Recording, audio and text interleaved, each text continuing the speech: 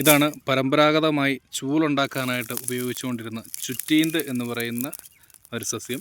കൂടുതലായിട്ടും നമ്മുടെ വീടുകളിലൊക്കെ തൂക്കാൻ വേണ്ടി ചൂലുണ്ടാക്കുമായിരുന്നു. അപ്പോൾ ചൂലുണ്ടാക്കിക്കൊണ്ടിരുന്നത് ഇത് ചീകി എടുക്കുന്നതാണ്. ഇത് ഒരുമിച്ച് കെട്ടിയും പിന്നെ പല ടൈപ്പിൽ ചീകി എടുത്തൊക്കെ ചൂലുണ്ടാക്കാറുണ്ട്. ഇതിലുണ്ടാകുന്ന ഒരു പഴമാണ് ചുറ്റീന്ത് പഴം. ഇതിപ്പോൾ ഉണ്ടായ അവസ്ഥയാണ്. വിത്ത് പോലെ ചെറുതായിട്ട് വളർന്ന് വന്നിട്ടേ ഉള്ളൂ. നമ്മുടെ തെങ്ങിൻ്റെ പൂങ്കുല പോലെ നിൽക്കും. പക്ഷേ ഇത് ഉണ്ടായതിന് ശേഷം പഴുത്ത് ചുവന്ന കളറിലാകും. ആ സമയത്ത് കഴിക്കാമെന്നാണ്. ചുവന്ന കളറിലുണ്ടായിട്ട് പിന്നീട് ഇത് നന്നായിട്ട് പഴുക്കുമ്പോൾ കറുത്ത ഒരു കളറിലോട്ടൊക്കെ വരും.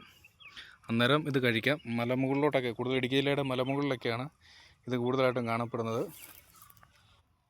ഒരുപാട് പേര് ഇതിൻ്റെ ഈ ഇല വെട്ടിയെടുത്തിട്ട് തണ്ടോടുകൂടി, അതായത് ഏകദേശം ഇവിടം തൊട്ടൊക്കെ ഈ തണ്ട് നീളത്തിൽ വെട്ടിയെടുത്ത് പലപ്പോഴും ചീകി എടുത്തിട്ടൊക്കെയാണ് ഈ പറയുന്ന ചൂല് ഉണ്ടാക്കുന്നത്.